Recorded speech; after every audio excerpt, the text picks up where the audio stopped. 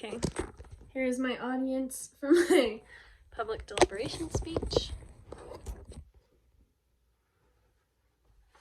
Okay, hello, I'm Grace, and tonight I'm going to be talking to you about banning books in elementary schools.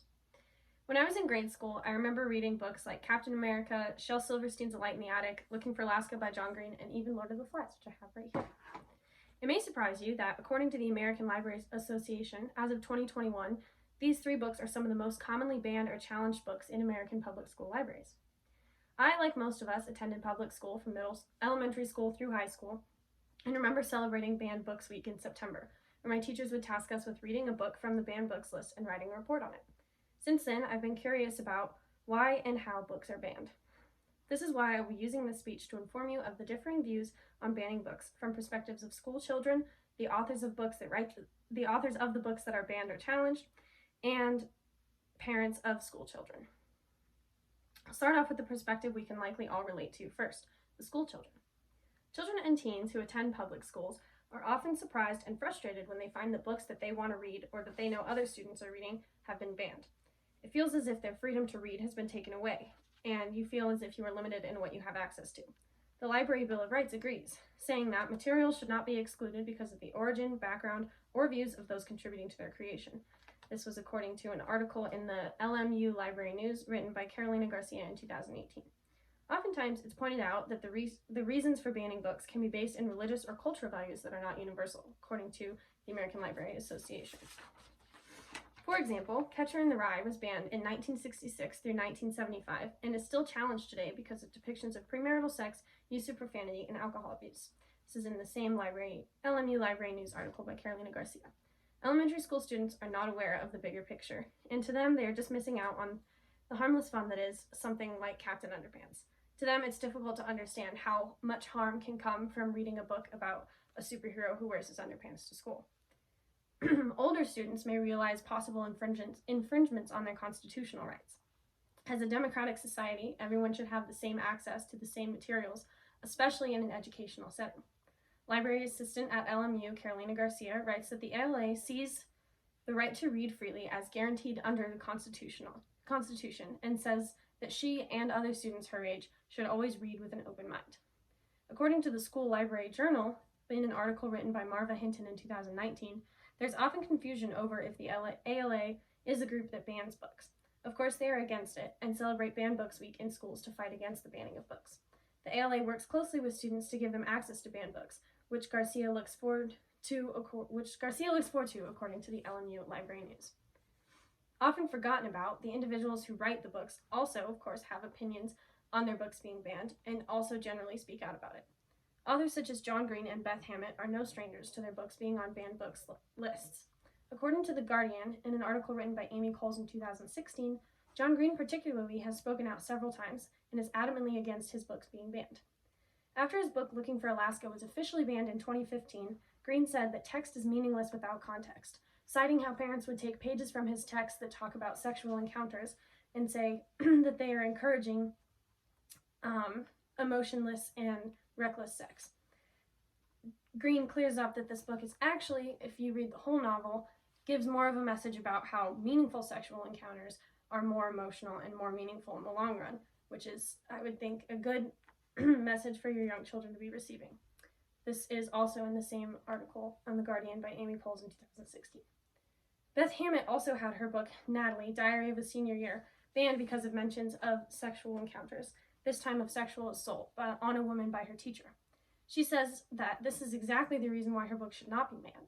In fact, an estimated 5 million students have been sexually assaulted by their teachers, according to thelibrary.org as of 2020, proving that education on this topic is seriously needed. Hammett says that she wanted her novel to push boundaries and knew that it would cause problems, but disagrees entirely with its being banned. When an author's book is banned, their work is being censored, meaning voices, thoughts, opinions, and creativity are being stifled. Many authors see this as a violation of their First Amendment right. The books they are producing are unfairly being kept from their target audience. While readers may not agree with what the author is saying, it's important to expose yourself to their ideas anyway and broaden your worldview. In an article by a Janet, with her last name excluded, written in 2019 on The Artifice, says that banning books and keeping kids from reading them is essentially blocking off an entire worldview of thought. Perfect example of this is the banning of The Absolutely True Diary of a Part-Time Indian, which is one of the most in ban challenge books to date. It's banned and challenged for cultural insensitivity, violence, and language, according to that same article in The Artifice. That is arguably the exact reason why it should not be banned, as again, it broadens your worldview to those different perspectives. Parents and administrators tend to be on the opposite side of the spectrum entirely, as they are often the ones pushing to ban books and proposing books being banned. When books are challenged, it usually starts with parents bringing up concerns with books to school board, as we talked about with Looking for Alaska by John Green. Concerns are usually around the morality of allowing students to read about topics like sexual assault, alcohol use, etc. How can parents, the big question that parents are concerned about is how they can justify their young kids being exposed to these harsh and adult material. Parents already have very little control over what their students are exposed to in schools, between their peer groups, what their teachers are teaching, and so on. So it's just another sense of control that they can have, making sure that their students aren't reading something that they're not ready for them to be exposed to. Things like teaching of evolution in classes and certain movies always require a permission slip anyway, so a lot of parents argue that these books should be treated the same way. Parents are, of course, the most important educators in children's lives, and they ultimately, as they would say, have the right to decide what their kids are exposed to, according to an article written on Book Censorship Counterpoint in 2020. Parents should have the right to choose what books their kids are exposed to and to monitor that exposure. According to the same article in 2020, a rating system could be a good middle ground. It would allow for gradual introduction of kids to sensitive materials, with more adult books being held off until they're older. This would be similar to a movie or video game rating, and would allow for parents to have that ultimate control and be able to expose their kids at their own discretion. Some parents even go as far as sourcing scientific experiments done, where reading banned books is possibly found to be correlated with other issues. In a study done by Stenson University in 2020, and in an article written on that study by Christopher Ferguson, it was found that reading banned books tends to be correlated to having increased mental health symptoms, both internally and externally. While it's not clear if this is causal, there is, from one study, a correlation between it, and it's definitely something that could be explored more to see if that actually has any merit behind it. All these perspectives are valid and important to consider, and with this in mind, we'll move into an open dialogue portion of the speech, beginning with a few closed-end questions. So, how many of you guys remember reading books that are now on the banned books list? I do. I remember. How many of you already had a determined opinion on banned books? Sort of, yeah. Yeah, I would kind of. Would you say that there is a healthy or appropriate amount of censorship, and what would that look like? I would say, I think there is a healthy amount, but I think there has to be like limits and like consistency with it. How would you say, or would you say, that banning books might compare to censorship of other medias like video games or movies? I think I would argue that, like I said before, like with the consistency, you mentioned Captain Underpants being a banned book. There's a movie that got put out, it's PG, kids could go see it, so if that's going to be PG, it's going to have to be either changed to a rated R or PG-13, whatever it has to be in order to be consistent with the books.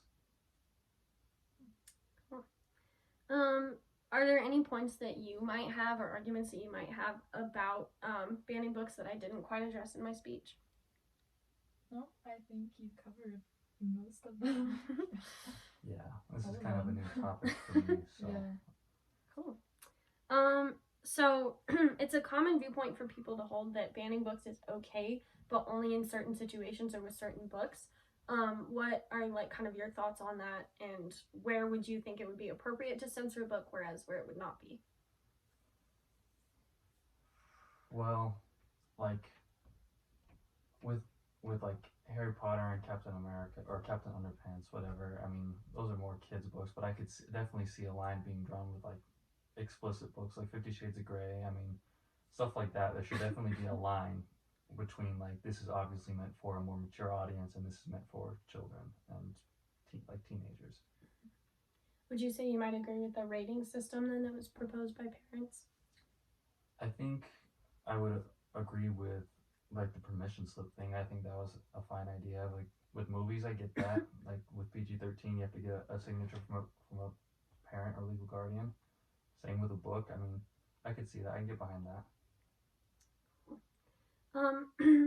How might restricting materials available to children in like public schools affect their exposure compared to students in things like private schools, or just differences in banning books across the board? How might that affect like their worldviews, and is that a fair difference for there to be? I don't think it's a fair difference, just because, like, if you allow like one group to read, a book that's banned and another group doesn't get to do that, like, I think, I don't know, it just kind of, I don't know, puts a stunt in like their education, and just, I don't know. Yeah. Cool. And then my last question for you guys, if you are comfortable sharing, after considering all of this information in this speech and from this discussion, what would you say your final thoughts are on banning books in school libraries? You want to go first? I think I'll stand by the permission slip signing. I mean, I could get behind that. I mean, if the parent's okay with it, most parents are going to be okay with it, I think. I mean, I was okay with it as a kid, and I think I turned out okay. I think a lot of the people that I knew turned out okay. Just having a little extra step to put people's minds at rest, the permission slip would be a nice median for those against it and those for it. Yeah, I would just say, like, as long as the like initial consent is there for to allow the children to read the book or whatever, like, I think that it's fine. Like, I don't think there's any like damage that'll come out of it or anything like that. So yeah. Cool. Well, thank you for your participation. So, just to summarize, as we've talked about, many people have obviously many varying opinions on banning books, coming from school children themselves, parents, and authors of the books. All perspectives are, of course, important, and I appreciate yours as well. And I hope that hearing this speech now, you'll work on forming more of your own ideas on this topic. Thank you again for listening. Ooh, thank you.